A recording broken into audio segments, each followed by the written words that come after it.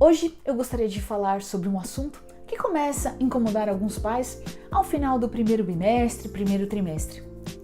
Como ajudar o filho na hora de estudar?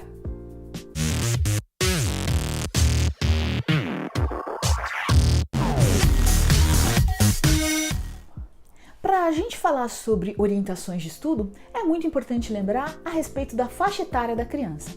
Quanto menor a criança, mais necessidade de orientação e acompanhamento ela vai precisar, especialmente nas séries iniciais do ensino fundamental, que é quando as avaliações começam a ganhar um peso maior e a criança já começa a mostrar uma certa ansiedade e preocupação em relação à semana de provas ou à semana de avaliações.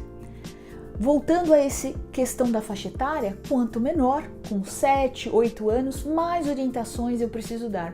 E à medida em que ela vai crescendo, passando pelas experiências ano após ano, ela já não precisa mais de tanta orientação, mas sim de uma supervisão.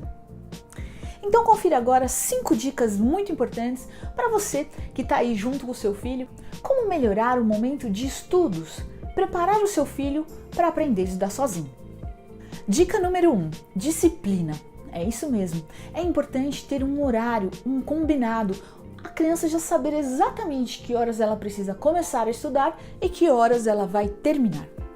Dica número 2, o ambiente. Em que local que esses estudos irão acontecer? No quarto? Na sala? Então, esse local ele precisa estar preparado para aquele momento de estudos. Já deixar tudo pronto, o caderno, os livros, o estojo, tudo que ela vai utilizar naquele momento para fazer o seu estudo. Dica número 3, um roteiro. Como é que se começa a estudar? Muitas vezes a criança questiona, mas hoje eu não tenho lição de casa, eu não tenho que estudar nada. A questão não é ter ou não ter a lição de casa, mas como administrar o tempo em que ela estará estudando. Dentro da disciplina do momento que ela vai estudar, precisamos ajudá-la a construir um roteiro.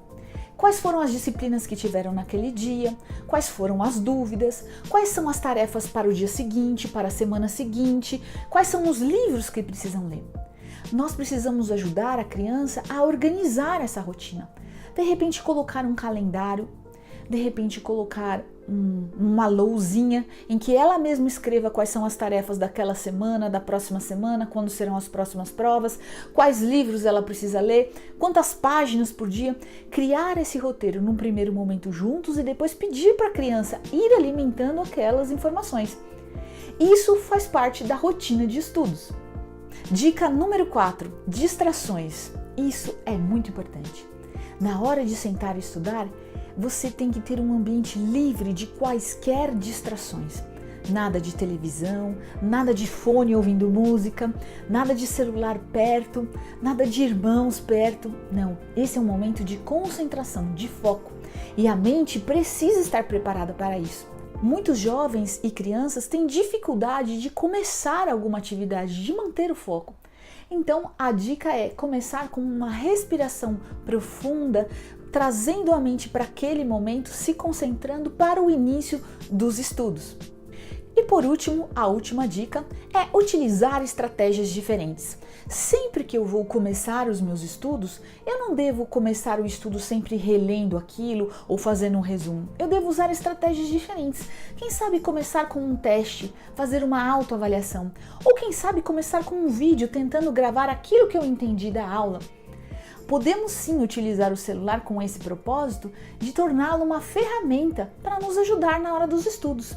Você pode fazer um mapa mental, criar imagens e palavras que te ajudem a memorizar aquele conteúdo.